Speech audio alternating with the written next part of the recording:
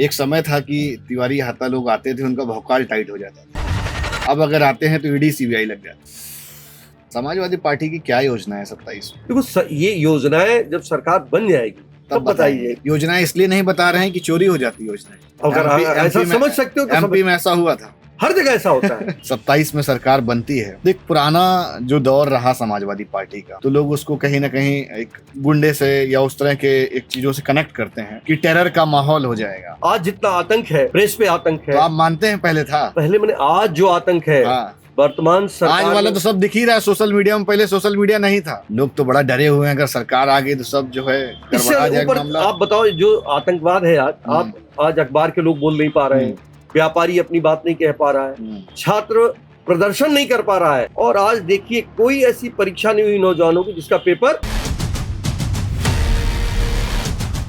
Leak ना हुआ हो। तो आपकी सरकार में नहीं लीक होगा, गारंटी ले रहे हैं? बिल्कुल नहीं लीक होगा। हमारी सरकार में नौकरी मिलेगी। 27 में पक्का सरकार बन रही है। मतलब अगर कोई स्टैम्प पेपर हो लिख के दे देंगे कि सरकार बन रही है। प्रदेश में भी 2 इंजन है, मतलब योगी जी चला रहे हैं सरकार की, अमित शाह जी चला रहे हैं। 2 इंजन या 3 इंजन हो, 3 इंजन तो चल ही नहीं पा रहा है, आपस में ही टकरा रहा है। तो आप इस बात को मानते हैं कि भाजपा के अंदर 2 भाजपा? कई भाजपा इसलिए जीत रही है कि जो है वो सिर्फ मुस्लिम का शोषण करती है, या भाजपा को लोग इसलिए वोट देते हैं कि भैया मुस्लिम तो कम से कम बैलेंस है, समाजवादी पार्टी तो मुस्लिमों को बढ़ावा देती है।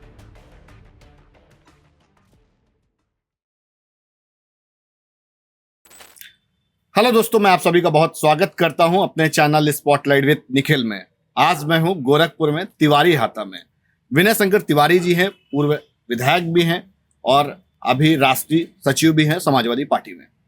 सर, आपका स्वागत है हमारे इस पॉडकास्ट में। और आज हम लोग आपके यहाँ तिवारी हाता में आए हुए हैं। पूरी इसकी कहानी सुनना चाहेंगे कि क्या कहानी है तिवारी हाता की। धन्यवाद आपका। अब तिवारी हाता आज से नहीं है जी, लंबे समय से है जी। और तिवारी हाता कि हमारे पिताजी का नाम था जी, श्री हरिशंकर तिवारी जी, तो उन्हीं के नाम से इसका नाम तिवारी हाता के रूप में लोग। कितना पुराना है सर, जहाँ पे जिस जगह बैठे? मेरे ख्याल से मेरे पिता जी विद्यार्थी थे तब से यहाँ रह रहे थे। जब वो विद्यार्थी थे, गोरखपुर विश्वविद्यालय में पढ़ते थे, तब से वो यहाँ रह रहे थे। तो ये अपना पैतृक रहा? नहीं, पैतृक नहीं था, बाद में हम लोगों ने इसको लिया। अच्छा, बाद में बनाया? पहले किराए पे थे, फिर बाद में हम लोगों ने इसको लिया। अभी भी आप जितना हम देख रहे हैं, आपने एक भी मॉडिफाई नहीं करा, एकदम वैसा ही है जैसे पुराना था। पुराना मतलब हम जो ओरिजिनलिटी है उसमें विश्वास रखते हैं, दिखावे में नहीं। जो ओरिजिनल है, जो वास्तविक है, वो आज भी है, वो कल भी था, वो कल भी रहेगा। तिवारी हाता को लेकर लोगों का कैसा विश्वास रहा? मतलब पुराना एक समय था कि पूरी राजनीति जो है यहीं से चलती थी। विश्वास का आलम ये है कि जो भी आता है, आप इसको तिवारी हाता के रूप में जान रहे हैं, तो ये विश्वास का ही प्रतीक है। कि आप इसको तिवारी हाता के रूप में जान रहे हैं जी। तो विश्वास या जो भी आया यहाँ मदद के लिए आया, उसकी मदद हुई, चाहे वो कोई हुआ। उससे ये नहीं पूछा गया कि आप कहाँ के रहने वाले हो, कौन हो, किस समाज से हो, किस जाति से हो।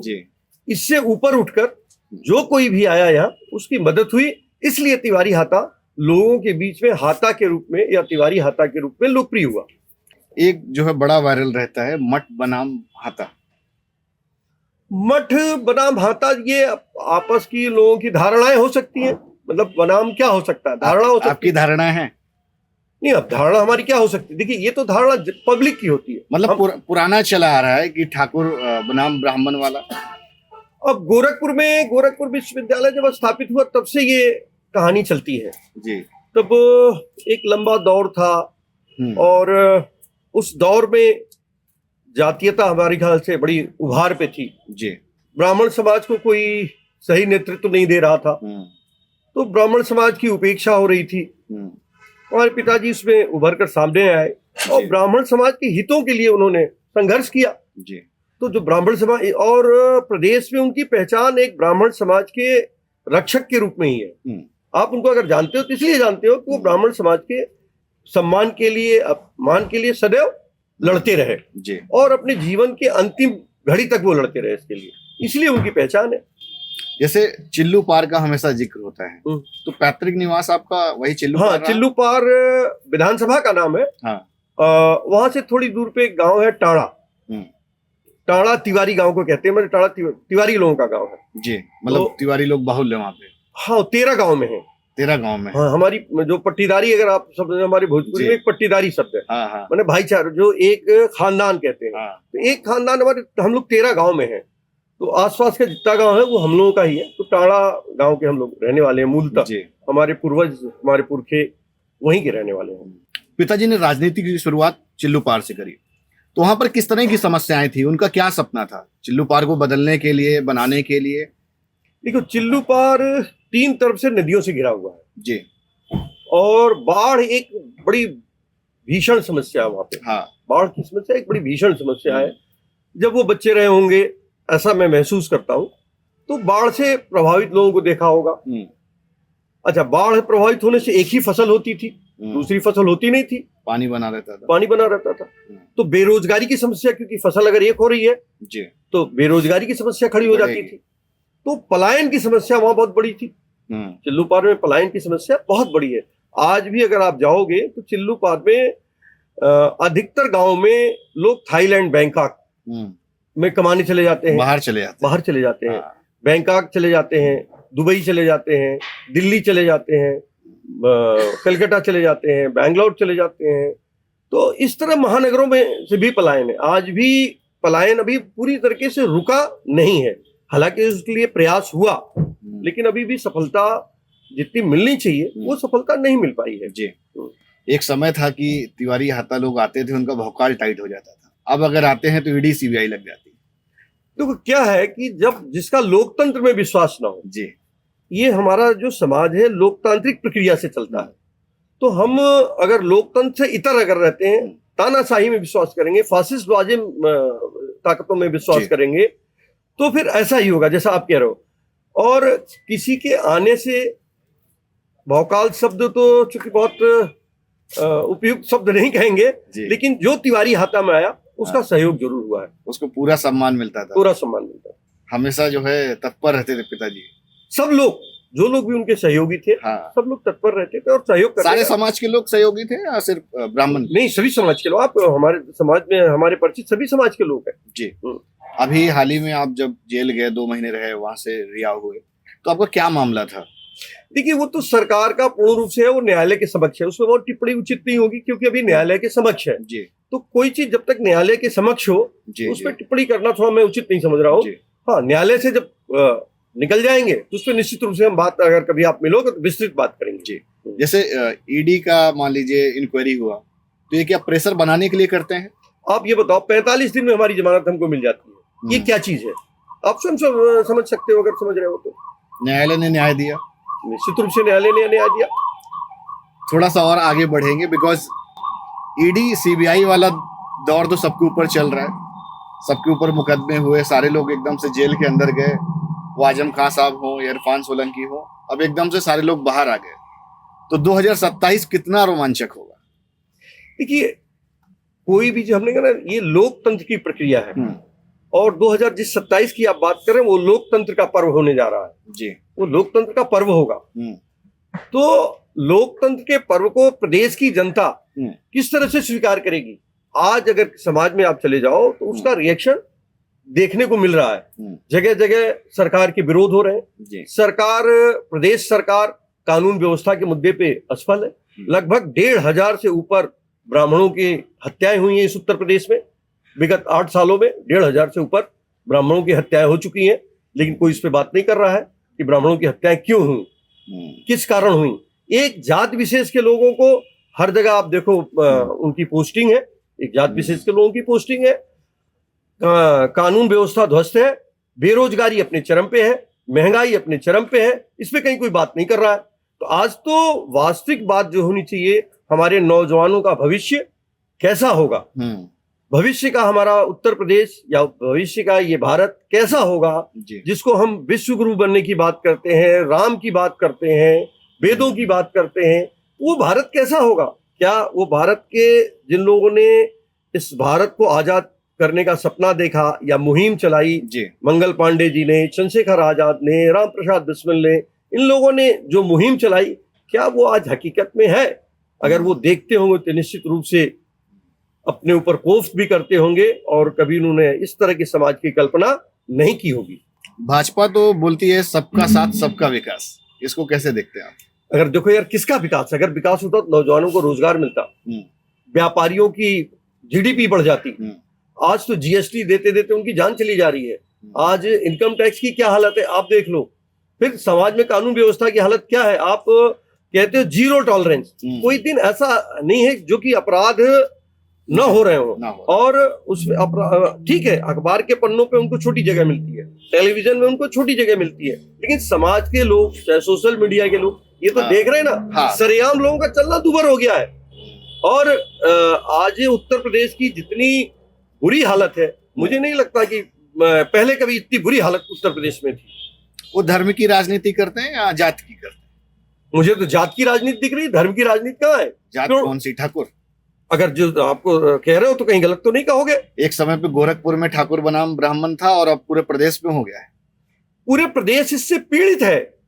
आज पूरा प्रदेश आप देखिए, अगर वो ठाकुर समाज के लोग कुछ करते हैं तो उसपे कहीं प्रश्न चिन्ह।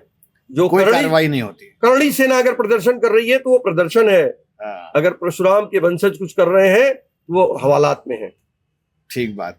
जैसे बहुत सारे बाहुबली नेता हैं, वो ब्रजेश सिंह हो, धनंजय सिंह हो, बहुत सारी पूरी लंबी चौड़ी लिस्ट है, इन लोगों पर कार्रवाई नहीं हो रही, इसको कैसे देखते हैं? तो हमने तो पहले से ही कह दिया कि भाई जातीय व्यवस्था है और जातीयता अपनी चरम पे है। आप ठाकुर होते तो आप पे भी नहीं होती? नहीं, वो 1,500 लोगों की हत्याएं नहीं होती। 1,500 की हत्याएं नहीं होती? हत्याएं नहीं होती, हत्याएं हुई हैं 1,500 लोगों की। ठीक बात। जैसे योगी जी सीएम हैं, आपको कैसे सीएम लगते हैं? हमने तो आपसे पहले कह दिया कि इतनी बुरी स्थिति उत्तर प्रदेश की कभी नहीं थी जो वर्तमान में है। तो लगने जैसी कोई बात, व्यक्ति की बात नहीं होती है। समाज क्या परसेप्शन किसी के बारे में क्या है, तो आज समाज महसूस कर रहा है कि उत्तर प्रदेश ठगा गया है। ठीक बात। आपका कैसा रिश्ता है योगी जी के साथ? है भी कि नहीं है? पहले तो ये देखिए, रिश्ता हमारी और उनकी विचारधारा अलग अलग है।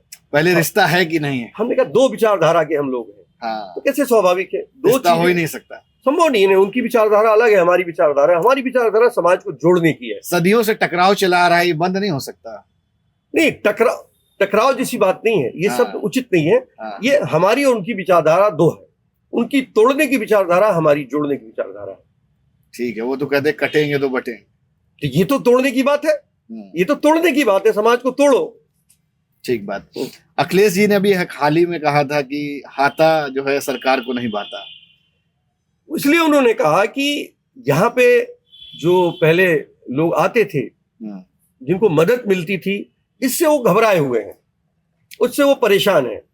इसलिए ये जो वर्तमान सरकार है वो परेशान इससे है कि कैसे लोगों को मदद मिल जा रही है, कैसे लोग नहीं झुक रहे। उनके अहंकार के आगे अगर कोई नहीं देखिए झुक रहा है तो उनके अहंकार की तुष्टि नहीं हो रही है। वो अपनी अहंकार की तुष्टि चाहते हैं, कड़ी नहीं तोड़ पा रहे हैं। कड़ी नहीं तोड़। अभी भी लोग उतने आते जितने पहले आते थे, भीड़ रहती थी। अब वो भीड़ तो नहीं, अगर वो भीड़ होती है इस समय तो शायद हम और आप यहाँ खड़े होने की जगह नहीं पाते। तो क्या कमी पाते हैं मतलब पहले और अब में? सत्ता और सत्ता का अहंकार, सत्ता और सत्ता का अहंकार। लोग डरते हैं। ये तो लोग बताएंगे, हम कैसे बताएंगे? हमारे लोग तो हमारे पास आ रहे हैं। इससे तो यही साबित होता ना, भीड़ कम हुई तो। देखिए, जैसे कि लोगों की अपनी जो इच्छाएं होती हैं या जरूरतें होती हैं तो सत्ता से पूरी होती है। भाई सत्ता के अलावा जरूरतें पूरी नहीं होंगी। तो जब सत्ता में हम नहीं हैं तो उनकी जरूरतें पूरी नहीं हो पा रही होंगी। आपको डर लगता है योगी जी से? मैं केवल ईश्वर से डरता हूँ। ईश्वर के अलावा किसी से नहीं डरता। बुलडोजर से भी नहीं? ईश्वर के अलावा, मैंने कहा, अगर बुलडोजर ईश्वर से में है तो मैं उससे डरता हूँ। अगर ईश्वर में नहीं है बुलडोजर की गिनती, तो ईश्वर के अलावा मैं किसी से नहीं डरता हूँ। आपके राजनीतिक प्रेरणा स्रोत कौन है? राजनीतिक, चूंकि हमारे परिवार से ही राजनीति शुरू हुई तो स्वाभाविक रूप से हम बचपन से ही देखते आए थे। तो हमारे पिता ही हमारे राजनीतिक, मतलब क्या एज रही होगी कि आपने राजनीति को ज्वाइन किया और राजनीति में इंटरेस्ट रहा, या पिताजी ने कहा कि करनी है? नहीं, हम छात्र राजनीति, हम एनएसयूआई में भी राजनीति। अच्छा। हम एनएसयूआई के प्रदेश राजनीति में काफी दिन तक सक्रिय रहे जी। और जब विश्वविद्यालय में थे, हम लखनऊ विश्वविद्यालय में, तभी हम जो कांग्रेस का संगठन एनएसयूआई है उसके प्रदेश महामंत्री रहे, प्रदेश उपाध्यक्ष रहे, एक लंबे दौर तक रहे। तो हम छात्र राजनीति से ही राजनीति में सक्रिय थे। तो इंटरेस्ट रहा आपका राजनीति में? सक्रिय होने का मतलब क्या मानते हो आप? पिताजी के नहीं, वो तो मतलब पिताजी का एक, भाई देखो, प्रभाव तो घर का ही पड़ता है ना। आपके घर का क्या माहौल है उसका तो प्रभाव पड़ता ही है। क्या क्या गुरु मंत्र दिए पिताजी ने? भाई हम उनके पुत्र हैं, यही उनका गुरु मंत्र है। कुछ तो गुरु मंत्र दिए होंगे कि इस तरह से ख्याल रखना, ऐसे जनता के साथ डील करना। जो रोज आप काम करते हो ना, उसके लिए बताना नहीं पड़ता है। आज भोजन है, भूख लगी है, आप प्रैक्टिस में आ जाता है। जैसे आपको भूख लग जाए तो आपको बताना पड़ेगा क्या कि आप कैसे खाना खाओ। अभी क्या सपने अधूरे रह गए हैं पिताजी के, जो आपको अभी और करने होंगे? देखिए, सपने हम तो चाहते हैं कि ब्राह्मण समाज का कल्याण हो। ब्राह्मण समाज के जो युवा हैं आजकल कहीं न कहीं जो मेन स्ट्रीम है उससे अलग होते जा रहे हैं, जो हार्डकोर लाइन है। हाँ, मेन स्ट्रीम से अलग हो जा रहे हैं। उनको रोजगार मिले, समाज में सम्मान मिले। एक समय ऐसा था कि ब्राह्मण समाज के उत्तर प्रदेश विधानसभा में 300 से ऊपर विधायक हुआ करते थे, 80 में 40 MP हुआ करते थे, लोकसभा में भी हमारा प्रतिनिधित्व था। लेकिन अब तो घट गया है। अब एक समय ब्राह्मण समाज ब्राह्मण कहने में अपना गौरव समझता था। आज मुझे लोग अपना नाम अगर विनय शंकर तिवारी है तो विनय शंकर तक ही आके सीमित हो जा रहे हैं। जी। तो मैं उस सम्मान, मैं ये चाहूंगा कि वो जो सम्मान था ब्राह्मण समाज का वो पुनः वापस आए। तो आपने क्या सोचा है, कौन कौन सभी विकास और कराएंगे? ये तो एक विजन हो गया, फ्यूचर विजन हो गया आपका। नहीं, विकास देखिए, विकास एक सतत प्रक्रिया है। विकास एक प्रक्रिया के तहत होता है। कभी सड़कों की आवश्यकता थी, कभी रेल की आवश्यकता थी, आज जहाज की आवश्यकता है। कभी सेना पे जो हमारी आर्टिलरी थी वो लड़ती थी, आज वायुसेना लड़ रही है। आज हम वायुसेना की बात करते हैं। तो समाज एक सतत विकास एक सतत प्रक्रिया है। तो उसमें जैसे जिस चीज की आवश्यकता होती है, कभी जब से बच्चे पढ़ते थे तो ग्रेजुएट हो जाना, पोस्ट ग्रेजुएट होना एक बड़ी उपलब्धि मानी जाती थी। आज टेक्निकल एजुकेशन का जमाना है। तमाम बच्चे चाहते हैं कि भाई हम डॉक्टर हो जाए, इंजीनियर हो जाए, वैज्ञानिक हो जाए, अच्छे खिलाड़ी हो जाए। अब देखिए, बच्चे खेल की तरफ भी बहुत ज्यादा रुख किए हुए हैं। स्पोर्ट्स में खूब जा रहे हैं। और एक अच्छा कैरियर बन रहा है उनका। आज एक उनका अच्छा कैरियर बन रहा है। तो इस तरह से ये एक सतत प्रक्रिया है। इसके बारे में कोई निश्चित परिभाषा नहीं दी जा सकती, ये मेरा अपना मानना है। जी। पिताजी से कैसा रिश्ता रहा आपका? एक गैप रहा बीच में, मतलब देखिए, माताजी एक माध्यम रही बात करने का, या डायरेक्ट हो जाती थी? डायरेक्ट बात होती थी हम लोग की। और पिता पुत्र का, सबके पिता पुत्र का मुझे लगता है रिश्ता, आपके भी पिता का, या हमारे ख्याल से शायद ही कोई ऐसा होगा समाज में जिसके पिता पुत्र के रिश्ते अच्छे ना हो सकता है कि आप अपनी भावनाओं को प्रकट ना कर पाए। वही मैं कहना चाह रहा हूँ। लेकिन आपके पिता आपकी भावनाओं का सदैव कद्र करते हैं। हर पिता अपने बेटे की भावनाओं का कद्र करता है। तो उन्होंने कभी डांट के समझाया नहीं, कुछ गलती हो गई हो कि नहीं? स्वाभाविक सी चीज है। हमने कहा ना, देखो, जब कोई किस्सा याद आ रहा हो तो जरा साझा करिए। अब इस तरह की अभी तात्कालिक रूप से तो नहीं याद है, लेकिन हर पिता, ये मानना है मेरा, ये मेरा अपना व्यक्तिगत मानना है, हर पिता अपने बच्चे की भविष्य के लिए अपना सब कुछ अर्पण करने के लिए तैयार रहता है। तो डायरेक्ट बात हो जाती थी, कोई माध्यम नहीं? कोई माध्यम नहीं। तो अभी पूरा परिवार एकजुट है राजनीति में? हर जगह एकजुट है, राजनीति में नहीं, हर जगह एकजुट। अगर ये कह दोगे कि राजनीति में एकजुट है तो ये थोड़ा हमारे साथ आप अन्याय करोगे। हर जगह एकजुट, हर जगह एकजुट। क्या लक्ष्य है आपका? लक्ष्य मैंने व्यक्तिगत रूप से जानना चाह रहे हो या सामाजिक रूप से? सामाजिक रूप से। सामाजिक रूप से हम चाहते हैं कि हमारी एक चाहत है कि ब्राह्मण समाज अपने पुराने दिनों की जो उसका उत्कर्ष था, उस उत्कर्ष पे पहुंचे। जो पुराना उत्कर्ष था ब्राह्मण समाज का, उस उत्कर्ष पे पहुंचे। ठीक है। विधायक होते हुए आपने कौन कौन से कार्य कराया अपने क्षेत्र में? विधायक रहते हुए अपने कुछ सड़कों का निर्माण कराया, पुल पुलियों का निर्माण कराया। क्योंकि सरकार बहुत विरोध में थी, सीधा सीधा विरोध था, तो बड़े काम तो नहीं हुए, लेकिन छोटे काफी काम हुए। जैसे बंधों के काम हुए काफी कुछ, सड़कों के काम काफी कुछ हुए, और गांव में तमाम विद्यालय के काम हुए, ढेर सारी गांव में गांव गलियों के काम हुए। तो इस तरह के काम हुए। पहले एक समय था कि आपके यहाँ लोग मतलब थाने में बाद में जाते थे, पहले यहाँ आते थे समझौते के लिए। अभी भी ऐसा प्रचलन है? मतलब 100% तो नहीं है, लेकिन काफी कुछ है। काफी कुछ है। काफी कुछ है। आपने उसको बरकरार रखा है? प्रयास है। रोज बैठते हैं आप? रोज बैठते। राजनीति कभी छोड़ने का मन नहीं किया? इतना प्रेशर और ये सब कर रहे हैं, सब चीजें सेटल्ड हैं। हमने कहा ना, ईश्वर के अलावा मैं किसी से नहीं डरता हूँ। नहीं, डर के छोड़ने की हम बात नहीं कर रहे। कभी मन में ऐसा नहीं आया कि चलो यार हटाओ, छोड़ देते हैं? जैसे किसान है तो किसान खेती नहीं छोड़ सकता है। आप राजनीतिक हैं, राजनीति करेंगे ना, राजनीति नहीं छोड़ सकते। हाँ, ये संभव कैसे है? सरकार का प्रेशर महसूस किया आपने? कभी नहीं। फर्क नहीं पड़ता? हमने कहा कभी नहीं। कभी नहीं? कभी नहीं। पहले की राजनीति और अब की राजनीति में क्या फर्क है? हाँ, बहुत फर्क है। पहले लोग बाग, जो लोग भी होते थे ना, वो अहंकार या प्रतिहिंसा की भावना नहीं रखते थे। आपस में विचारों की भिन्नता के बाद भी एक दूसरे का सम्मान करते थे। आज राजनीति में घृणा, ईर्ष्या ये प्रमुख हो गई है। राजनीति में या लोकतंत्र में मेरा मानना है कि घृणा का स्थान नहीं होना चाहिए। विचारों की भिन्नता होनी चाहिए, मन की भिन्नता नहीं होनी चाहिए। तो ये एक वर्तमान समय में बहुत ज्यादा बढ़ गया है। ये कैसे प्लांट किया गया, ये कैसे आ गया, पहले तो नहीं था? अगर आप इन 10 से 11 सालों का खाका लेंगे जी, तो इन 10 सालों में अगर आप देखेंगे तो धीरे धीरे धर्म के माध्यम से पहले धर्म को आगे किया गया, फिर अपनी बातों को आगे किया गया। तो चूंकि हम सब लोग, खासकर उत्तर प्रदेश के लोग सनातनी हैं, धर्म भीरु हैं, धर्म में विश्वास रखते हैं। खासकर ब्राह्मण समाज तो बहुत ज्यादा धर्म भीरु है। और लेकिन नए नए सृजनकर्ता भी हम ही हैं, आचार्य भी हम ही हैं, ऋषि भी हम ही हैं। हमने समाज को दिशा और दशा भी देने का काम किया है। और ब्राह्मण समाज ही पूरे दुनिया में ऋषिकुल कहलाया है।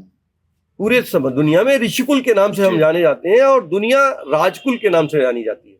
आप ईसाई में चले जाइए, इस्लाम में चले जाइए, तो राजकुल से उनकी पहचान है। हमारी पहचान ऋषिकुल से है। ठीक बात। आपका आपसी टकराव जो हुई से है वो कभी बैठक करके खत्म नहीं हो सकता है? कभी बातचीत हुई इस मसले में? हमने पूर्व में भी कहा कि टकराव शब्द उचित नहीं है। हम दोनों दो विचारधारा के लोग हैं। तो 36 का ही आंकड़ा ना, आप उसको कोई भी प्रारूप दे दीजिए। आंकड़ा लगाना आपका काम है, मेरा काम नहीं है। 36 का नहीं है, 36 का है कि 72 का है ये मैं नहीं जानता। लेकिन हमारी विचारधारा 2 है। ठीक बात। आपकी ब्राह्मण वाली विचारधारा उनकी ठाकुर वाली है।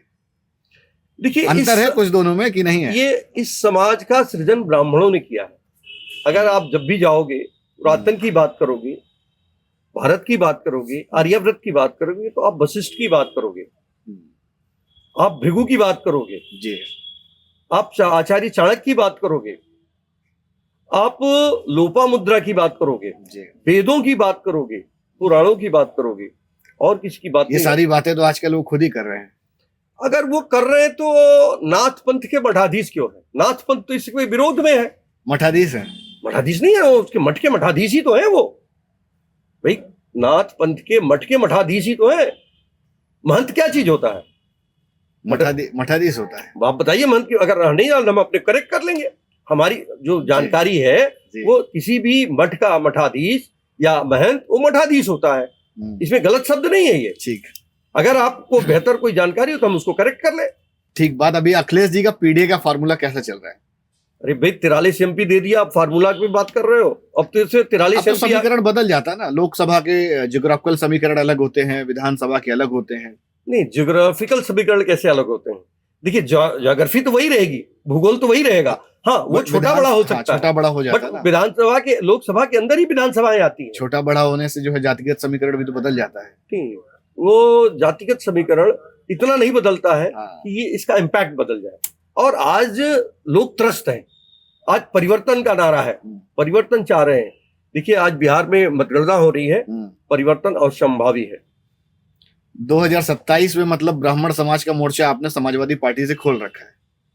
ब्राह्मण समाज ने खोल रखा, हमने नहीं खोल रखा है, क्योंकि वो प्रताड़ित है। 1500 लोगों की हत्याएं देख रहा है, बेरोजगारी देख रहा है, उसका सम्मान नहीं है। ब्राह्मण समाज का कहीं सम्मान नहीं है। जो उनके कर्मचारी अधिकारी है उनको कहीं ठीक से पोस्टिंग नहीं मिल पा रही है। तो ये वो देख रहा है, समाज ये देख रहा है। 2027 में कितनी सीटें आएंगी समाजवादी पार्टी की? स्पष्ट बहुमत की सरकार बनेगी, 300 से ऊपर सीटें आएंगी। 300 पार? 300 पार। तो कितने लोगों को जो है टिकट मिलने वाला है ब्राह्मण्स को? ये तो पार्टी का निर्णय होगा। अभी इस पे हमारा कहना, तो आप तो उसमें कंट्रीब्यूट कर रहे होंगे ना। आप अभी कुछ देर पहले बता रहे थे कि एक समय था कि 300 विधायक हुआ करते थे ब्राह्मण। कहते थे, बता रहे थे। तो इस बार जो है बनाइए 300। ये देखिए, अभी हम ये पॉडकास्ट पे बैठ के कह देने से तो नहीं बनेगा। ये आज की तारीख में सामाजिक समीकरण को भी देखना पड़ेगा जी। सामाजिक समीकरण क्या है, पार्टी क्या निर्णय लेती है, तो पार्टी के निर्णय के ऊपर होगा। 2027 में आपकी फैमिली से कितने लोग चुनाव लड़ने वाले हैं? ये तो पार्टी डिसाइड करेगी, ये हम डिसाइड नहीं करते हैं। ये तो नेतृत्व डिसाइड करता है। बेटे आपके लड़ेंगे? नेतृत्व डिसाइड करेगा। कोई कमेंट नहीं?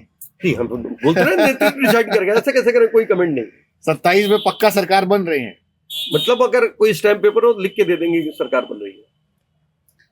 जैसे अगर 2 बार लगातार देखें, इधर 17 से 22 या उधर 12 से 17, तो क्या अंतर क्या आ रहा है? क्यों ऐसा हो रहा है कि हम सरकार नहीं बना पा रहे हैं?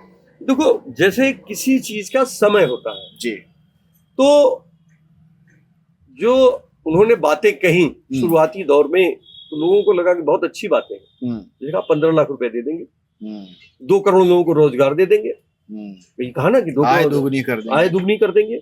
आज आय दुगनी की बात छोड़ दो, किसानों को हर जगह, पूरे गोरखपुर में ही देख लो, बाकी जगह की हम छोड़ दो, ये मुख्यमंत्री, तथाकथित मुख्यमंत्री का जिला है ये।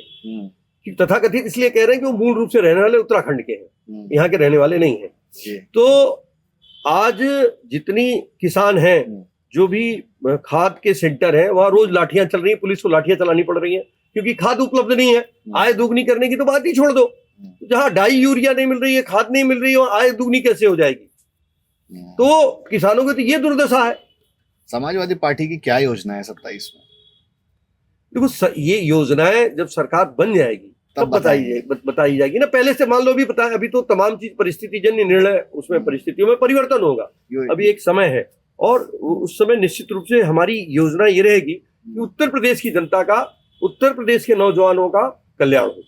योजनाएं इसलिए नहीं बता रहे हैं कि चोरी हो जाती योजनाएं।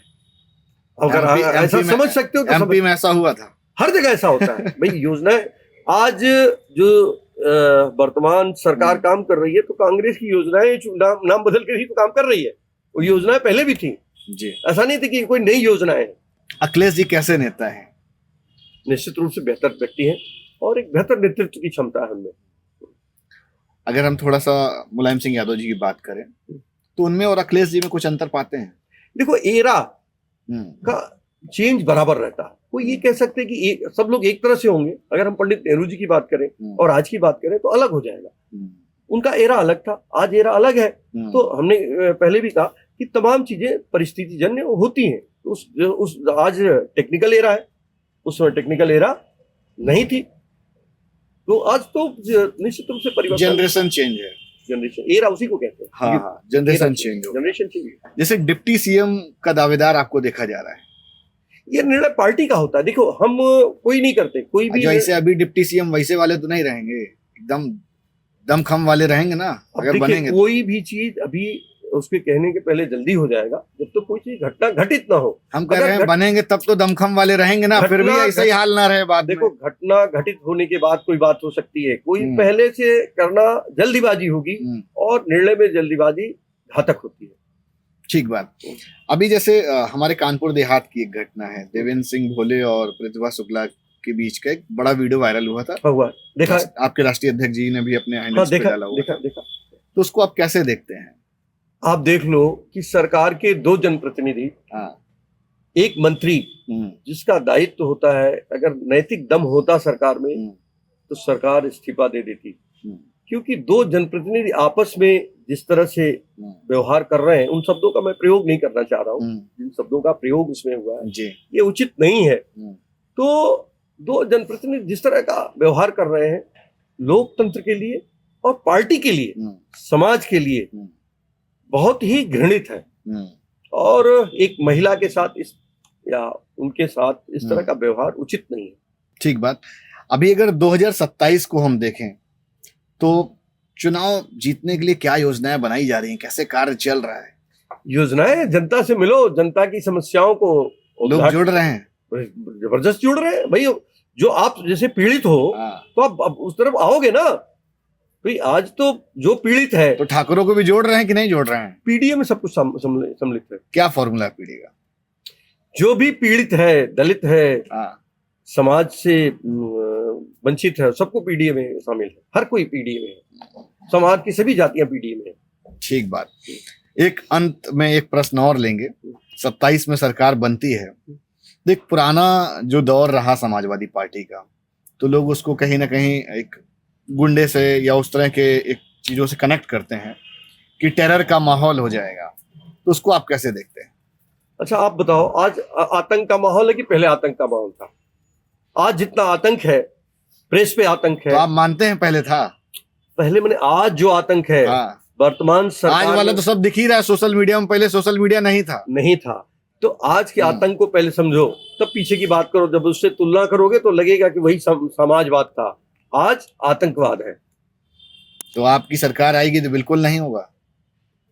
मैं उम्मीद ऐसी ही करता हूँ। लोग तो बड़ा डरे हुए हैं, अगर सरकार आ गई तो सब जो है इससे गड़बड़ा जाएगा ऊपर मामला। आप बताओ, जो आतंकवाद है आज, आप आज अखबार के लोग बोल नहीं पा रहे हैं, व्यापारी अपनी बात नहीं कह पा रहा है, छात्र प्रदर्शन नहीं कर पा रहा है, डरा के रखते हैं, डरा के रखते हैं।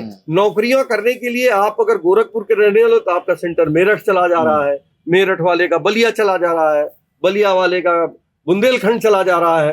तो इतनी सरकार परेशान कर रही है। और आज देखिए, कोई ऐसी परीक्षा नहीं हुई नौजवानों की जिसका पेपर लीक ना हुआ हो। कोई ऐसी परीक्षा नहीं हुई है कि नौजवानों का पेपर लीक ना हुआ हो।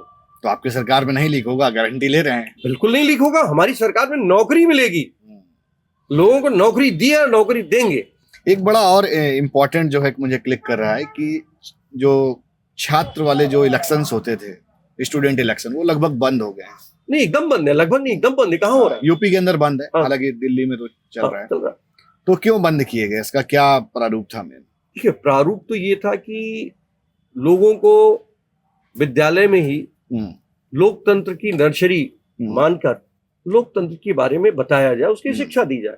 लेकिन वर्तमान सरकार चूंकि लोकतंत्र से ही डरती है, इसलिए सिस्टम ही खत्म, उस सिस्टम को ही खत्म कर दिया। आपकी सरकार आएगी तो स्टूडेंट इलेक्शन बिल्कुल रिन्यूअल करे जाएंगे। हम लोग लोकतंत्र में विश्वास करते हैं। लोकतंत्र में होने वाला हर कार्य समाजवादी पार्टी सरकार करेगी। भाजपा किस तरह की पार्टी, मतलब कॉर्पोरेट पार्टी है, बैनर वाली पार्टी बची है, या लोगों की जो है बहुत सारे एक दौर हुआ करता था, अगर बाकी पार्टीज में देखो तो इंडिविजुअल कैंडिडेट की एक प्रोफाइल हुआ करती थी। अब आज के दौर में ऐसा नहीं बचा है। उसको कारपोरेट पार्टी कह लो। ये जो मैं बोल रहा हूँ ये बड़ा मतलब अंदर का दबा हुआ दर्द है, लोग कहते नहीं। देखो, कारपोरेट पार्टी की देखो, क्योंकि हर चीज कारपोरेट सिस्टम पे है, डेमोक्रेटिक सिस्टम पे नहीं है, कारपोरेट सिस्टम पे है। तो कारपोरेट पार्टी हो गई। भाजपा के चाणक्य कौन?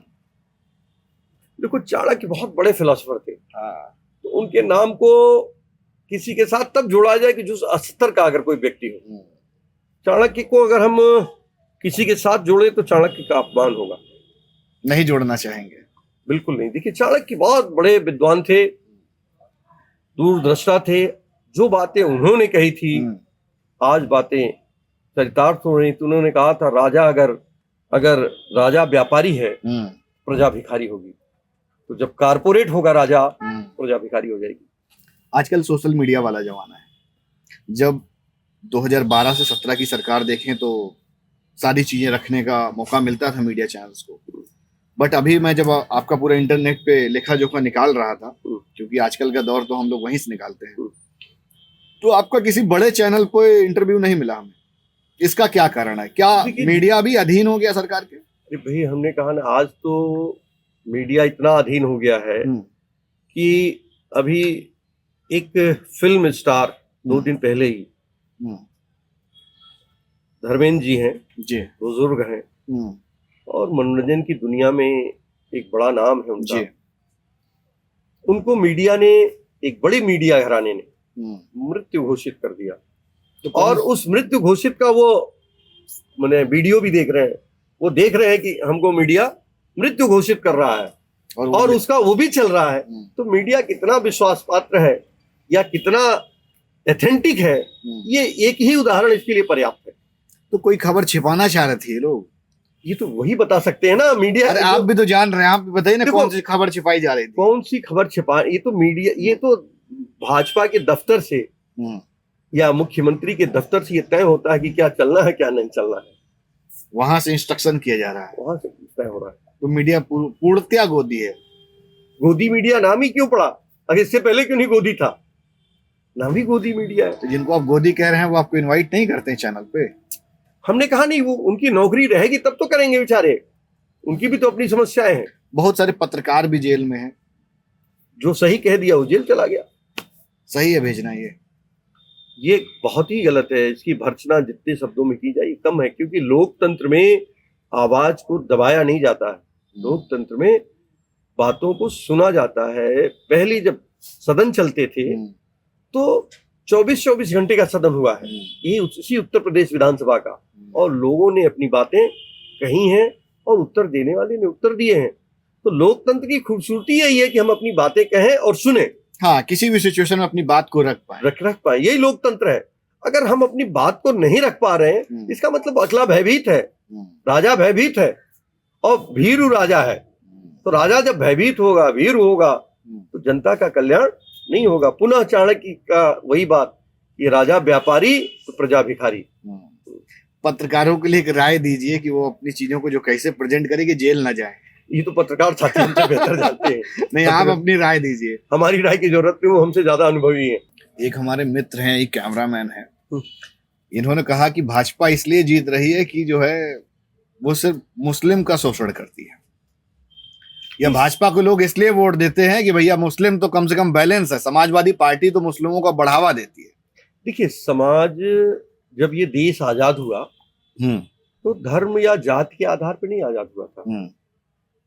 इस देश के आजाद करने में इस देश के सभी लोगों का योगदान है, समाज के सभी लोगों का योगदान है। किसी व्यक्ति के बारे में, किसी समाज के बारे में वैमनस्यता फैलाना, वही मैंने आपसे कहा है ना कि लोकतंत्र में वैमनस्यता का स्थान नहीं है। कटुता फैलाना, वैमनस्यता फैलाना ये उचित नहीं है, और भारतीय जनता पार्टी उसके बिना अधूरी हो जाती है। वो कारपोरेट पार्टी है। कारपोरेट लोग कैसे काम करते हैं कि कैसे कंपनी को लाभ होगा, कर्मचारी मर जाए इससे उसका फर्क नहीं पड़ता है, लेकिन कंपनी को लाभ होना चाहिए। तो पार्टी को लाभ करने के लिए काम करती है, जनता के लाभ के लिए काम नहीं कर रही है, खासकर प्रदेश सरकार। प्रदेश में भी दो इंजन है, मतलब योगी जी चला रहे हैं सरकार की, अमित शाह जी चला रहे हैं, टकरा जाते हैं। दो नहीं या तीन इंजन हो, तीन इंजन तो चल ही नहीं पा रहा है, आपस में ही टकरा रहा है। तीनों पिस्टन गड़बड़ा जा रहे हैं, तीनों इंजन लड़ रहे हैं आपस में। आप बताओ, अगर इंजन बढ़िया होता तो स्पीड पकड़ता, स्मूथ होता, ये बातें क्यों होती? आज तो इंजन दोनों लड़ रहे हैं आपस में। तो आप इस बात को मानते हैं कि भाजपा के अंदर दो भाजपा, कई भाजपा अलग अलग गुट हैं, अलग अलग गुट, ढेर सारे गुट। इस बार तोड़ देंगे, जनता तोड़ेगी, व्यक्ति नहीं तोड़ता किसी चीज को। लोकतंत्र में जनता महत्वपूर्ण है। भाजपा ने सभी को शामिल कर लिया, आपके पास ऑफर नहीं आया कि आ जाओ भाजपा में? हमने कहा हमारी विचारधारा अलग है, इतना संघर्ष झेल रहे हैं।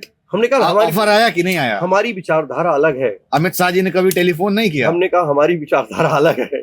टेलीफोन किया कि नहीं किया? क्या किया ये एक अलग विषय हो सकता है, लेकिन हमारी विचारधारा अलग है और तमाम व्यक्तिगत चीजें होती हैं, तो उस पे किसी पे कमेंट नहीं होना चाहिए। तो ये हमारा मानना है कि ये हमारी और उनकी विचारधारा अलग है। 2027 में अगर सरकार बनती है तो किस तरह का उत्तर प्रदेश होगा? अच्छा उत्तर प्रदेश होगा। लोग जो एक मन में एक संशय रह जाता है कि यार कहीं वापस से वो सब तो नहीं होगा। देखिए, अखिलेश जी एक बड़े सोच, उसकी बैलेंस करने की गारंटी आप लेते हैं? देखिए अखिलेश जी एक बड़े सोच के व्यक्ति हैं जी, और सोशल इंजीनियरिंग के व्यक्ति हैं।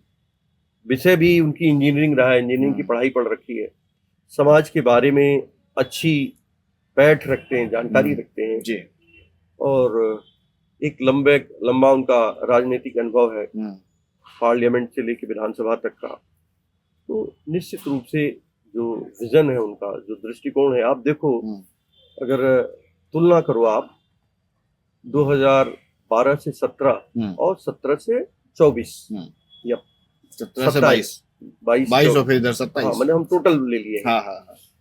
तो जब वो मुख्यमंत्री होते हैं तो एक्सप्रेसवे बनती है, वो मुख्यमंत्री होते हैं तो कैंसर अस्पताल बनता है। अभी भी तो बनाया एक्सप्रेसवे, कहाँ बना दिया? अच्छा, कॉपी किया आपने कि बनाया? कॉपी किया, और वो भी ठीक बना हुआ है। गाड़ी नहीं चलती क्या आपकी? गाड़ी जाओ तो वो एक्सप्रेसवे उसको नहीं कहते हैं। अगर उछलती है क्या उसमें? उछलने की बात नहीं है। एक्सप्रेसवे किसको कहते हैं? पहले ये तो जो रोड कांग्रेस है, रोड कांग्रेस के अंदर एक्सप्रेसवे की परिभाषा क्या है बताइए?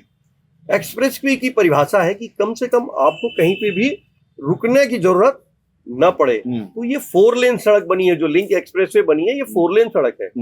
एक्सप्रेसवे नाम दे दिया गया है, या उसका लिया जा रहा, पैसा लिया जा रहा, टोल लिया जा रहा। एक्चुअल एक्सप्रेसवे नहीं है। एक्चुअल एक्सप्रेसवे पूर्वांचल एक्सप्रेसवे है, आगरा एक्सप्रेसवे है, या आप चले जाओ तो उधर यमुना एक्सप्रेसवे है, ये एक्चुअल एक्सप्रेसवे नहीं है। Gorakhpur link expressway actual expressway नहीं है। रोड कांग्रेस के मानक के हिसाब से। अखिलेश जी पहले से थोड़ा सा जो है एक्टिव हुए हैं जब से लोकसभा जीते हैं।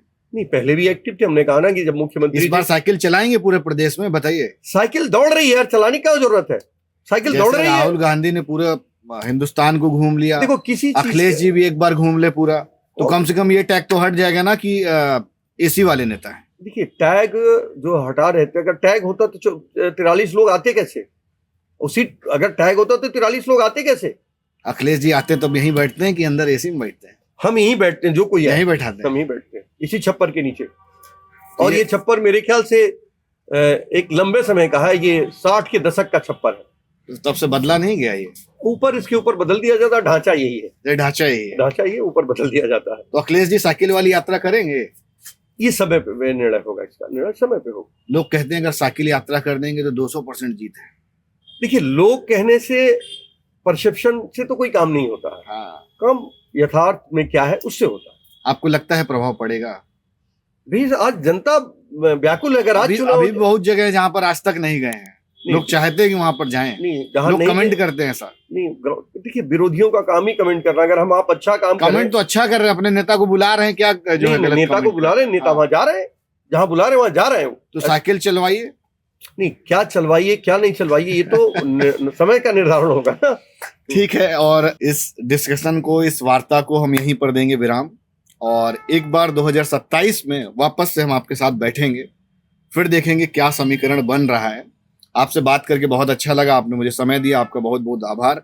और आपने जो जवाब दिए हैं, मुझे लगता है कि जो भी दर्शक हैं उनको बड़ा आनंदमय रहा होगा। नमस्कार। धन्यवाद।